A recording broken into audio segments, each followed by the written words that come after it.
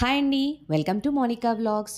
ఈరోజైతే నేను మా ఊరిలో ఉన్న శ్రీ స్వయంభు శంభులింగేశ్వర స్వామి దేవాలయాన్ని చూపిస్తున్నానండి. మేమైతే పోయిన సోమవారం వచ్చాము. దర్శనం కోసము అలా అభిషేకం చేపిద్దాము అని చెప్పేసి వచ్చినప్పుడల్లా మ్యాక్సిమం విజిట్ చేయడానికే, దర్శనం చేసుకోవడానికే ట్రై చేస్తానండి. సో, ఈసారైతే ఎర్లీ మార్నింగ్ వచ్చేసేసాము.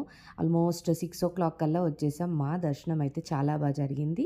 ఇలా ఉంటుందండి విగ్రహము. స్వయంభూ శంభులింగేశ్వర స్వామి విగ్రహం. ఇది వచ్చేసి ప్రతి ఇయర్ కొంత పెరుగుతూ ఉంటుంది. మీరు క్లియర్‌గా చూస్తే ఇప్పుడు అభిషేకం టైం కాబట్టి అలా కనిపించింది, కానీ తర్వాతకి వాళ్ళు బొట్లతోటి మొత్తం అలంకరణ చేస్తూ ఉంటారండి. ఎంత ఎత్తు అంటే అట్లా బొట్లు పెట్టుకుంటూ వెళ్తారు. అలా పెరుగుతున్నది మనకు అర్థమవుతూ ఉంటుంది. సో, ఇది నా చిన్నప్పటి నుంచి మేము చూస్తూ ఉంటాం. టెంపుల్ కూడా చాలా అంటే చాలా డెవలప్ చేసేసారండి.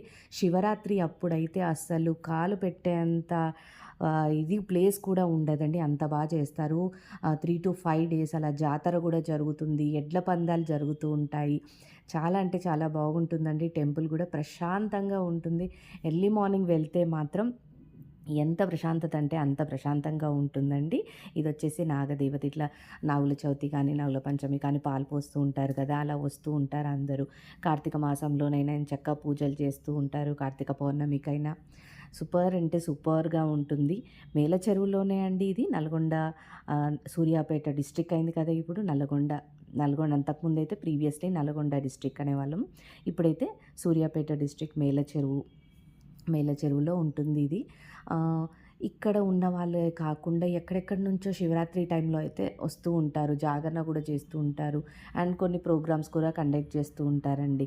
అసలు ఆ టైంలో అయితే చూడాలి కానీ టెంపుల్ అలంకరణ అబ్బా! కన్నుల విందు అనే చెప్పుకోవచ్చండి. సో, మీరైతే మాత్రం ఎవరైనా దరిదాపుల్లో ఉంటే మాత్రం తప్పకుండా దర్శనం చేసుకోండి. లేదా ఇటువైపుగా ఎవరైనా ఏదో ఒక పని మీద వస్తూ ఉంటారు కదా! అలా వచ్చినా కానీ ఈ టెంపుల్ దర్శనం చేసేసుకోండి. చాలా అంటే చాలా ప్రశాంతంగా ఉంటుంది.